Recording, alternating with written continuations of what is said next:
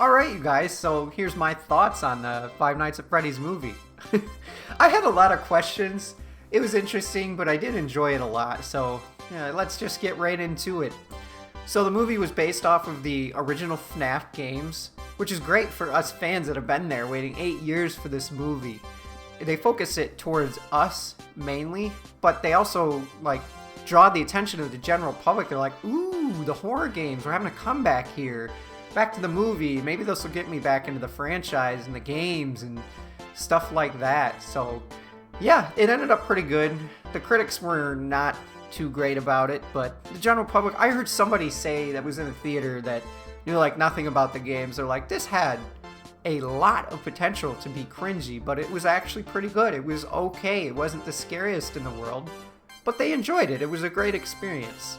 And I think the actors portrayed it really well. Apparently they were a great team from what I've heard.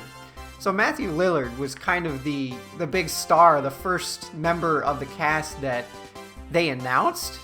And it's weird because, Shaggy, what, why, what the heck? But he did great. He was older. I didn't see a lot of Shaggy more than I saw William Afton. It was just a grumpy, old, scarred man, and he was perfect in my opinion. I didn't really see Shaggy come out in him at all, except for I think when he was on the phone first day saying to Mike, I'll see you on the flip side, hopefully. I did hear a little Shaggy come out there, but maybe it was just intended to be that way. Not sure, but I really liked it. Matthew, he killed it. So we also had Josh Hutcherson as Mike Schmidt. He was really good. I thought all I was going to see was PETA, because that's the role that he's famous for. No, he was perfect for Mike. Just a child that's had a rough time with life, is not very confident and uncomfortable with himself. He had a rough time in the movie, and I feel bad for this story, bad for him losing his brother to Mr. Afton himself, but that's how it's supposed to be. You're supposed to, feel those emotions. So he did great. So we had Elizabeth as Vanessa, which was interesting because Vanessa is not Afton's daughter. In the story, she was kind of mind controlled into the perfect replacement of that, but not necessarily his daughter. Scott said it wasn't going to follow the lore exactly. It was a different spin on the franchise, which I enjoyed, but it's pretty confusing, and I can't seem to let go of that. So we had Piper as Abby. She did a great job. Just an innocent little girl with a bigger brother and no parents to watch over her. She kind of had that, irresponsible, in-control vibe to her, and it was great. I enjoyed it. She had, the dreams and was seeking out the spirits of the children because she had no friends. She wanted friends. It was almost like imaginary until it wasn't. Alright, so we had Mary Stuart Masterson as Aunt Jan. Straight up a Karen. Oh my gosh. They picked the perfect actor for all of us to hate. And it, she portrayed it perfectly. I enjoyed that. So you guys probably thought I wasn't going to talk about it, but Matt Patton's cameo, a food theory. He had to be a part of the franchise. They asked Markiplier, but he's busy with his own movie, and I totally respect that because he's a very busy guy. But Matt Pat, man, he's been in it since the beginning, theorizing, sort of forming, creating this story, and him and Scott have just the most interesting relationship ever. Just bouncing back and forth, and he's always getting it right. He's great, but I love to see him in the movie. So again, we'll talk about the dialogue now. It didn't quite meet the lore, but all the actors portrayed their characters perfectly, in my opinion.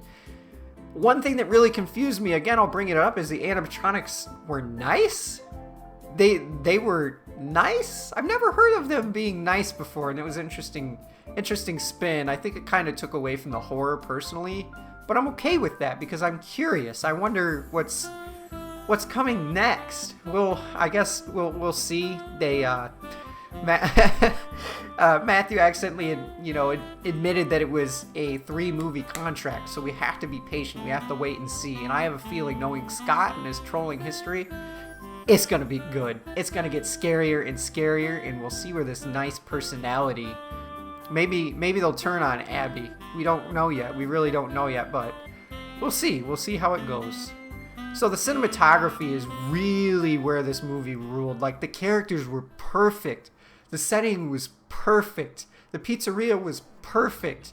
And I think Scott was working with Blumhouse to get this, and they really nailed it. Jim Henson's Creature Shop did the animatronics and the costumes, and man, they were the perfect culprit.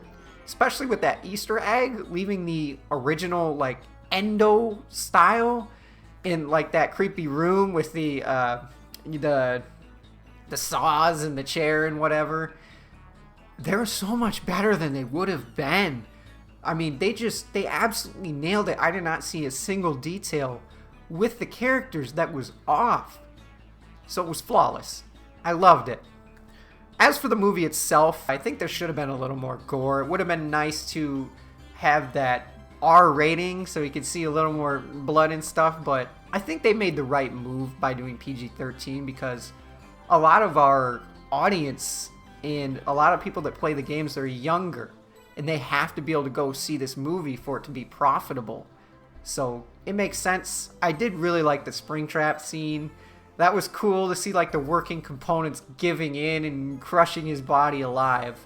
On top of that, they had the bite scene, which was probably my favorite of all, because it just chomp, you know, completely shameless. And I loved it. I absolutely loved it. So for the soundtrack, I did notice they put the Living Tombstone at the end of the movie, and then they had sort of an Easter egg spelling out "Come Find Me." I was too excited at the end. I'm like, oh my gosh, it was amazing. I kind of missed it, but that's okay because it was in there and I like it. No idea what it's gonna mean. I'll have to research later on, but yeah, overall I loved it. It was a good movie. I had a great time. I enjoyed it. That's what matters the most. I'm confused still, but I'm gonna give it patience. I'm gonna give it time. A lot of people didn't like it too much, but you know, it's probably going to get good. I'm sure it's going to get good, and it's going to get scarier. Maybe the animatronics will turn on Abby, but who knows? Who knows? It was great. Double thumbs up for me. Thank you, Blumhouse. Thank you to the whole team for making this become a reality. I loved it. It's something I've been waiting for, and I never thought it would happen. Peace. Double-digit thousands.